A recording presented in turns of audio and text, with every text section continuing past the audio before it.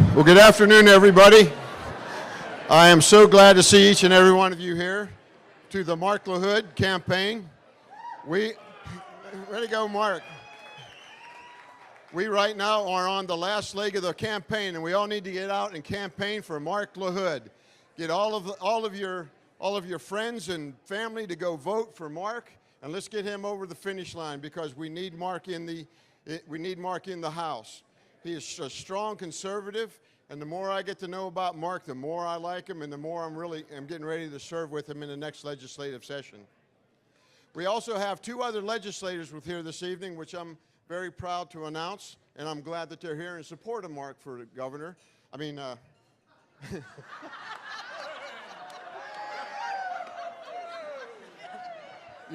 You rise in the ranks pretty fast. You're going to make them leave. My fellow state representatives, Carrie Isaac and Terry Leo Wilson. And I have had the joy and the pleasure of being able to work with them in the State House. And to be honest with you, I am very liberal compared to them. So anyway, I want to introduce you a little bit about Greg Abbott, and this is all going to be from my personal experience with him. And I was grateful to meet him over the years. The first time I met him, he was the Attorney General, and I met him at a wedding. And I began to talk to him about what his goals were and what his visions were for Texas. And one of his goals were to improve the Attorney General's office. And he increased the amount of revenue that was brought in by these deadbeat dads who weren't taking care of their children, and by over a couple of $1 billion a year. And it enabled families to be able to take care of themselves. And then as I talked to him more about his vision, he wanted to see Texas become freer. He wanted to see the liberty expand. And his vision and his goal was to do exactly that. And I'm so grateful to you. And then, you can tell the true test of a leader by how they respond to adversity. There was a shepherd who put his sheep inside of a pen, and he was guarding those sheep at night. And then all of a sudden, you heard the wolves that were outside the pen coming in at the sheep. But as you shine the light across the sheep were not looking at the wolves. The sheep were looking at the shepherd. Whenever Texas had some pretty difficult times, all of us looked to the governor because it was the governor who was going to lead us through those times. And he's done a very good job with it, and I'm real proud of him to do it.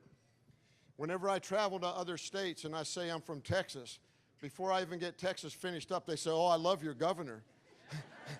I said, "Isn't he great? I just love your governor." And then I said, "Well, why do you love our governor?" "Well, he's in the busing business. He busts all those illegal aliens all the way up to all these." And it just gave everybody in the United States the opportunity to see what illegal invasion is. And he just gave them an example of it. And so I was very grateful for that. And this is why our governor is one of the top 100 most influential men in the world. Because he looks out after Texas, he looks out after our best interests, and then he also watches out for business to release the load and the regulations that are on our businesses. So, Marc LaHood, I am so grateful for him for running, and now if I introduce our governor, Greg Abbott. Thank you very much.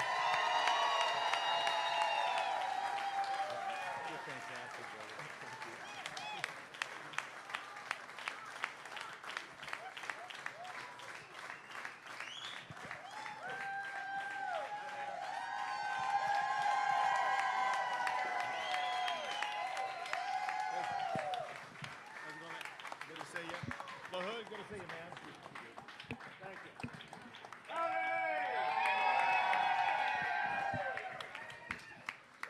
Y'all ready to send Marc LaHood to the Texas House of Representatives? You know, if you had to search the world over to find the appropriately named location to gather at a Republican event less than a week before election, it would be at the Angry Elephant.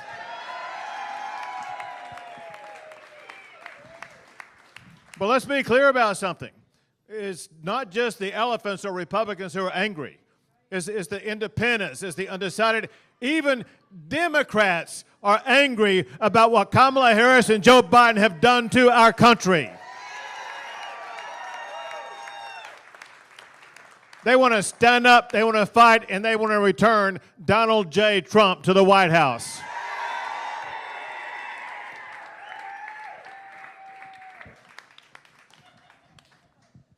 Wiring-based issue around here. And they also, listen, I know a lot of people are really excited, really enthused, really focused on the presidential campaign, but I got to tell you, if you don't vote all the way down the ballot, it's going to make a lot of other elephants very angry about that. And so I need everybody here to make sure they also ensure that they re-elect Ted Cruz to be your United States Senator.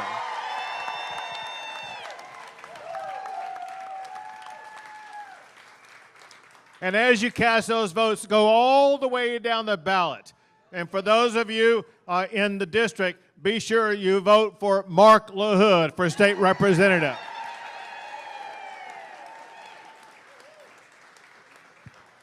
Listen, I know I keep up with what's going on in Bexar County. I know that there are many of you who are upset about the way the courts are working. You got to have courts that are going to be tough on crime, not easy on criminals, and we need you to vote all the way down the ballot. Let me remind you of something, and that is I was first elected to be a state district judge. I know what it's like having my name on the ballot for a judge. It's like being in a federal witness protection program. No one knows who you are. So you may not know the names, but you know the philosophy. Vote for Republicans to be your judges to make sure we have the rule of law and order in Bexar County, Texas. Listen, when it comes to this state house race, there's a gaping divide between Marc LaHood and his opponent. And it's a divide so much so that if his opponent were to be elected, it would set a course for the exact wrong direction for the state of Texas. Let me just give you a few examples. One thing that his opponent is like supportive of and actually being highly supported by, and that is interests that want to eliminate drilling and fracking in the state of Texas. Is Texas that has made America energy independent, and by God, we're going to keep it that way.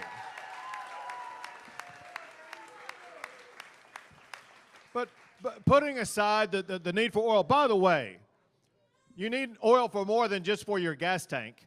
It's in your medical products. It's in the wrappings of the products you buy at grocery stores. Virtually everything you use has an oil or gas-based product in it. And so if Kamala Harris succeeds, or if Marc LaHood's opponent succeeds in their ideology about stopping drilling and fracking, that's going to further increase inflation. And we cannot stand any more Biden-Harris inflation in the United States of America. But and the reason why we got to continue to drill, and that's because Texas is blessed to have so many of the oil and gas workers who are earning a big paycheck here in the Lone Star State, and we are going to keep those paychecks flowing to those pocketbooks.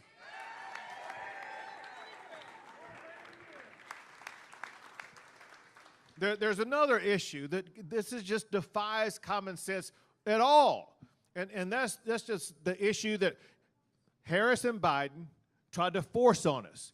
When Harris and Biden, they said that states, Texas and all of them, states, you're required to have boys compete against girls in our sports. I told the Joe Biden and Harris administration to stick it.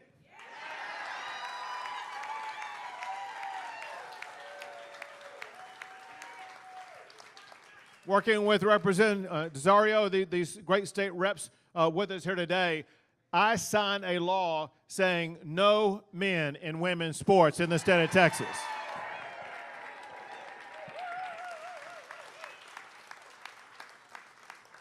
I can tell you, I know exactly where Marc LaHood stands. He stands by my side, on your side, and that is protecting women who are participating in our sports by not allowing men and women's sports.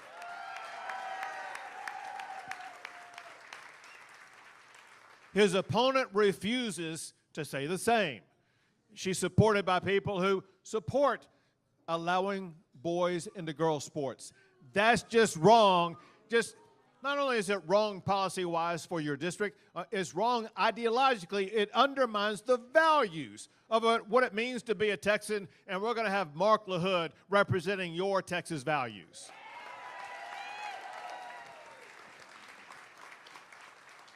Something else, you know, when you think of those values, let me ask you this, because this has come up actually in schools across Texas.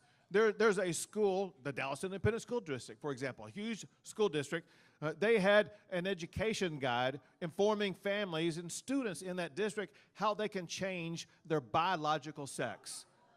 What in the world? Why are our public schools trying to educate families about how to change biological sex? We need them to teach reading and writing and math and science. So let me ask every parent here, if your child were in a school like that, do you think you should have the right to be able to move your child to another school? That's what I believe in. I believe you should have that choice, and Marc LaHood is going to help me ensure every family here will have that choice for their child in the great state of Texas.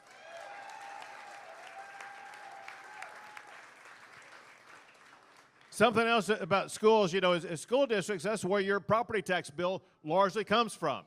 So what I worked on with these legislators who are already in office right now, we together passed the largest property tax cut last session in the history of the state of Texas, an $18 billion property tax cut.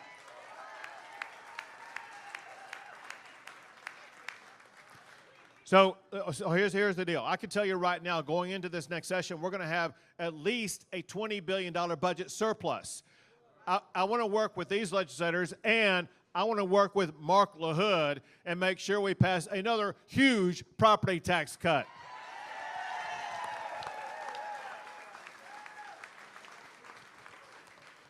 But I'm looking at them now because I'm going to begin my lobbying right now. Because in addition to passing that property tax cut, we got to do this year what we did not do last year. We got to close the loophole that allows these taxing entities to be able to go back behind our back and raise those property taxes. So I want to close the loopholes. No more property tax increases by the taxing entities.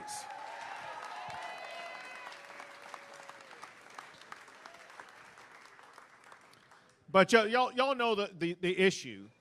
The issue that's the biggest issue in the state of Texas, the issue that's one of the top two issues in the United States of America, and that is the disaster caused by Joe Biden's open border policies. So it's been so long, people may think this has like been going on forever, but it's actually only been going on for 4 years now, because just 4 years ago we had the lowest illegal border crossings in about 45 years, and it's because President Trump put into place 4 policies: building a border wall, end, catch, and release, remain in Mexico, Title 42. Those 4 policies led to the lowest illegal border crossings in 45 years.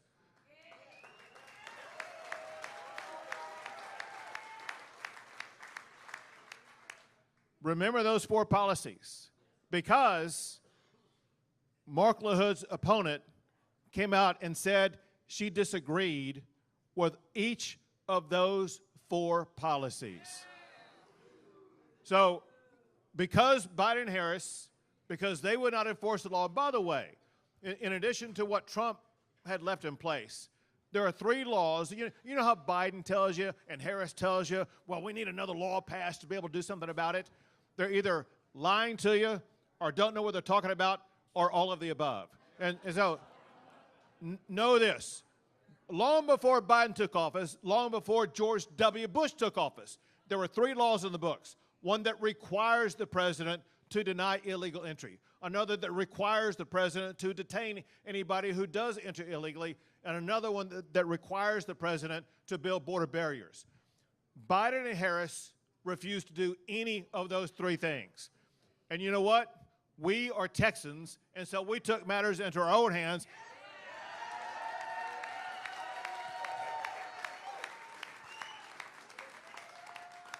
And Texas has done all three of those things. We're the only state in American history to build our own border wall.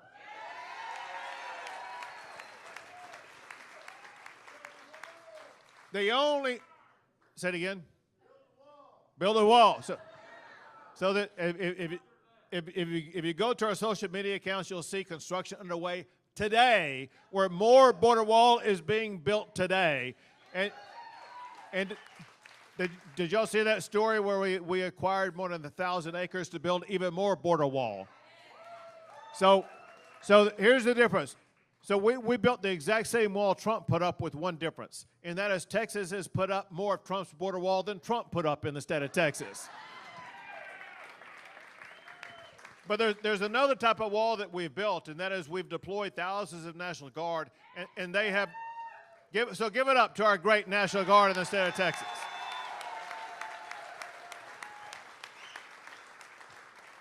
We deploy the National Guard, thousands of them, so much so we're now the only state to have our own military base on our border, housing 2,000 of our National Guard troops right there on the border.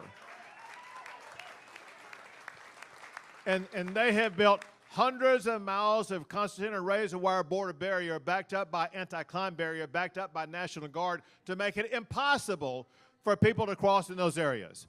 And remember those big orange buoys that I put into the Rio Grande? Those were designed by Border Patrol to deny illegal entry, and they are effective at doing exactly that. And they were offered up to Joe Biden and Kamala Harris to use, and they said, no, we don't want to use them. But I said, you know what? I like them. I'll use them. And I put them in the water. And you remember what happened when I put them in the water? Joe Biden filed a lawsuit against me to stop me from doing it. And you know what I said? Stick it. That's exactly, yeah.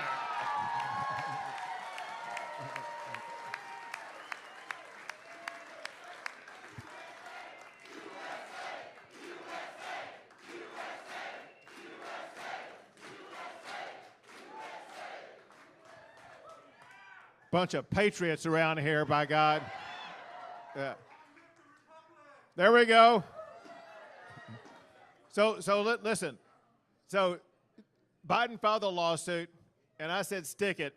And those buoys remain in the Rio Grande today.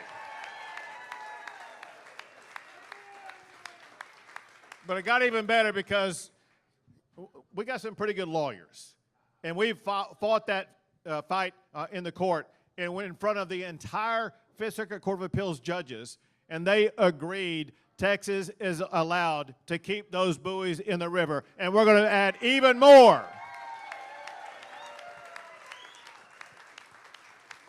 But you got to understand how, like, Austin works, how the legislature works, and how the governor works.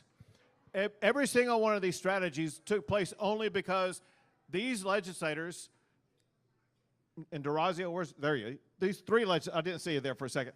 These legislators, they passed the laws that allowed me to be able to do that. They appropriated the money to allow me to do that.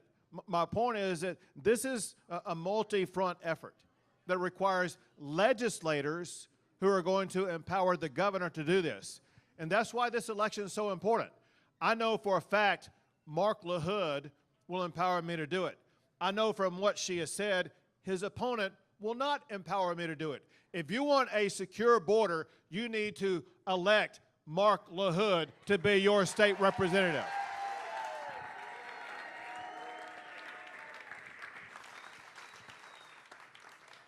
Now, there is one thing that I thought up on my own.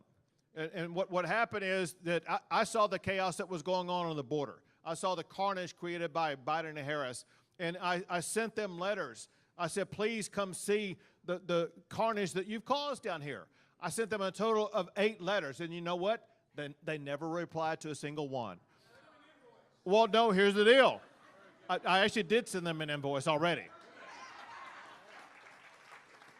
They did not reply to my invoice, but I thought, you know what? If they will not come see the border, I will take the border to them.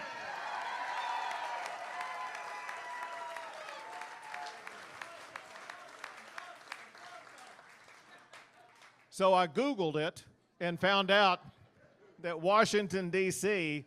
is a sanctuary city. Free housing, free food, and we told this to the people who just crossed the border and said, there's a bus waiting for you going to Washington, D.C. They hopped on that bus, and at first we were just delivering them to the United States Capitol, where I told them, you're going to have the opportunity to lobby the members of Congress on all of this stuff. But after a while, we relocated that, and we started busing them to the residence of the Vice President of the United States of America.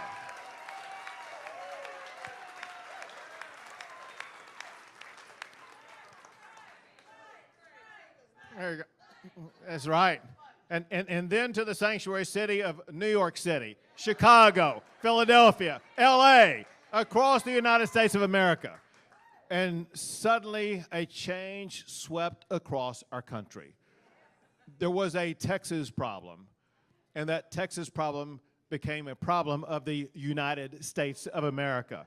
Every state became a border state, and the election for President of the United States became a referendum on border security, and that is why Donald J. Trump is going to win re-election as President of the United States.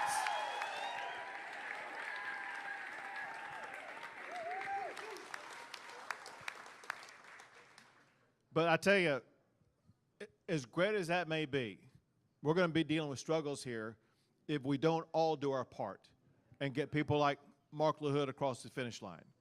Let me just close it with this concept. And that is, I was talking about values earlier, and I only had time to mention a couple of them. You know in your own heart what values mean the most to you. You know in your own heart what policies mean the most to you.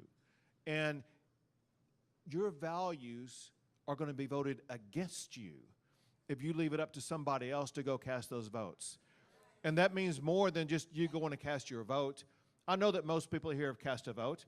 And I know if I asked for a show of hands who hadn't voted, you're going to lie and leave your hand down. And so I'm not going to ask about it. But here's what I'm going to tell you. A reason why every single one of you, even though you've done your patriotic duty to show up here and be a part of this, done your patriotic duty and gone to go vote, this is a close election. That's not going to be enough to make sure we cross the finish line. Each of you has an obligation to participate in the democratic process.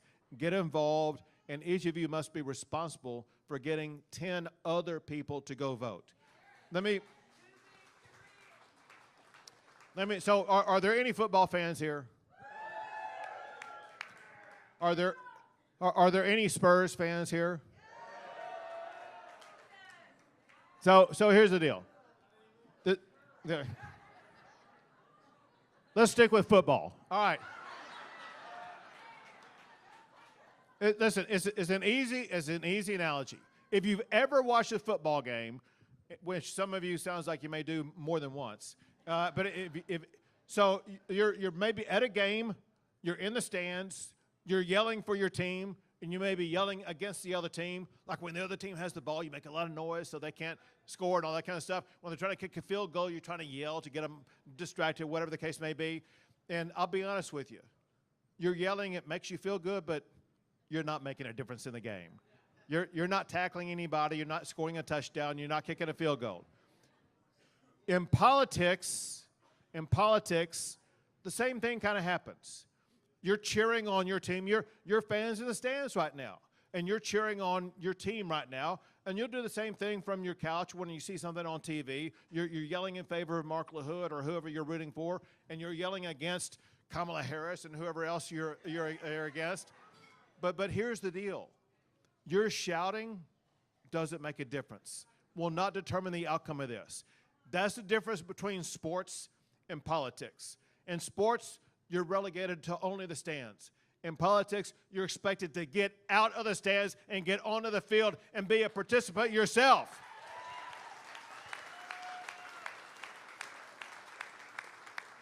We need you on the field. The winner of this game is going to be the one who gets the most people out of the stands on the field, getting others to go vote. If you're able to get on the field in any capacity and help us put points on that board, I can assure you, you are going to elect Marc LaHood to be your next state representative.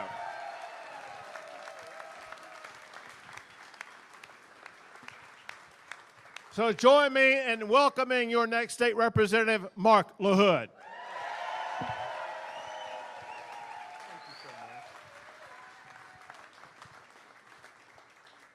How do you follow that? Can we get one more round of applause for the best governor we've ever had in Texas?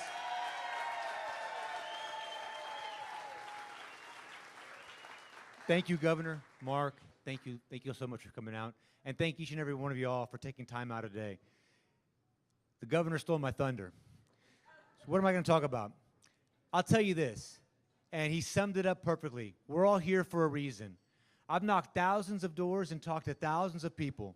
And the one question that unequivocally everyone asks, why are you running? And so I asked them, after thinking about it, what matters most to me? What is my why? What do I care about, I love, and I cherish? What will I fight for and sacrifice for? I love my God. I hope we have some more there. I love my country. I love my state. You better applaud real loud. I adore my beautiful wife who changed my life. And my children. My why is simple. I'm a husband and I'm a father. Our first obligation from our government and our homes is to make sure that we're safe and secure, right? It's insane that anybody would be supported or want to support an ideology that is not supportive of our police, that wants to defund our police. That's insane. The inside is no different than the outside. In what world would we ever want an ideology that wants an open border, that anybody and anything can come into our home, right? I was called a racist when I said I agree with a border wall. I don't know how a Mexican Arab is a racist, but I guess I am. But I use common sense. I said, you know what? When I go on vacation, do I go on Facebook and tell the world I'm on vacation? By the way, my door's unlocked. I don't have an alarm. And if you break in, I won't call the police. That's exactly what's going on with our border. And I pledge and promise and am proud of the governor, and I will continue to work to make sure we secure, enforce, and make sure we shut down that border to keep us safe.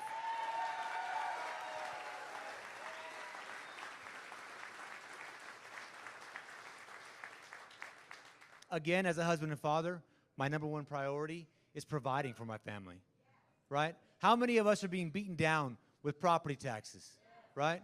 Inflation.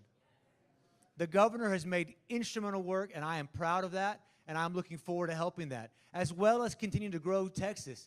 You know, he said it, and I'm a little biased, my wife's oil field, but we are a state of resources. We were built on oil and gas, agricultural, trucking, big business, and we always don't talk about the small guy, the little business, but we need to continue, and the governor's a supporter of making sure that we continue to grow Texas so we can provide for our families to take care of what we cherish most.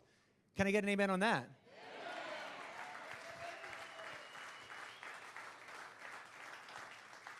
And whether we have children or not, children, I know it sounds cheesy, are our future. They are, because the reality is they're not just leaders and voters, they're employees, employers, our neighbors. We need to make sure that if we want to keep our state free, that we raise children that can think for themselves, that know how to, like he said, read, write, and even basic stuff like writing and how to have eye contact, have communication. And that starts with making sure that all children have exceptional education.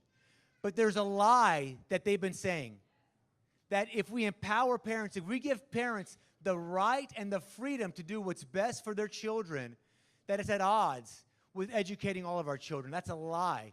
And the governor has stood up proudly for that. All these legislators have stood up proudly for that. And I pledge to make sure that we protect our children and make sure that all of our kids have the education they need so that when we turn this world over to our kids, they're prepared to take care of it going forward.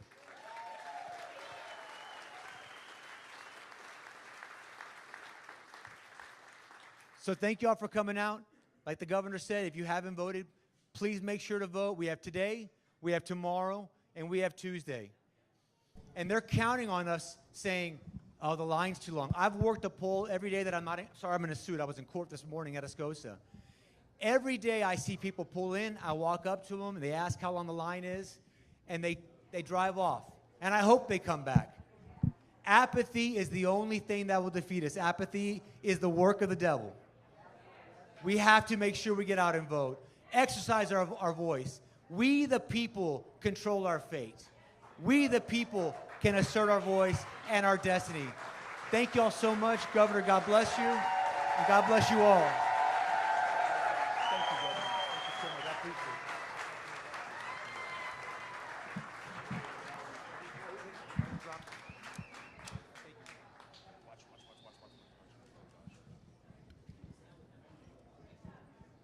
So I'm KSAT reporter Dylan Collier. You just heard the last comments from Marc LaHood. He is the Republican candidate for State House District 121. His comments were preceded by those of Governor Greg Abbott, who spoke to this crowd at the Angry Elephant on the far north side for about 20 minutes before giving the stage to LaHood, who is in an election battle against Laurel Jordan Swift for a very important seat. Again, District 121. And just to summarize what came of this rally on the north side, Governor Abbott came in, he spoke for about 20 minutes. He ripped the Bexar County court system right out of the gates. That was the first comment that he made. He encouraged the people in attendance at this rally to vote for Republican judges between now and election night on November 5th. He then said it's very important that the state of Texas be allowed to continue fracking, digging for oil and gas, and it's important from an economic standpoint that that continues in the state of Texas. He then said he told the Biden administration to, quote, stick it when it came to trans athletes competing in sports.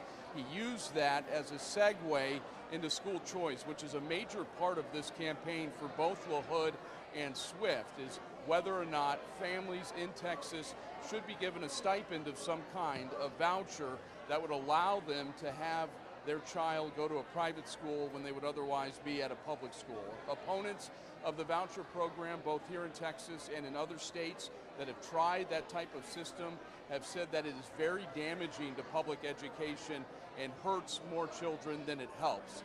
Abbott then moved on, that said he was going to work with state lawmakers. He said hopefully LaHood is among them to pass yet another property tax decrease, and said this time around in the legislative session they would close a loophole that allowed some public entities to then go back and find other ways to tax people who fall in their jurisdiction. He said at this next session he will make it one of his priorities to close loopholes like that so that the property tax break is actually felt more by Texas residents.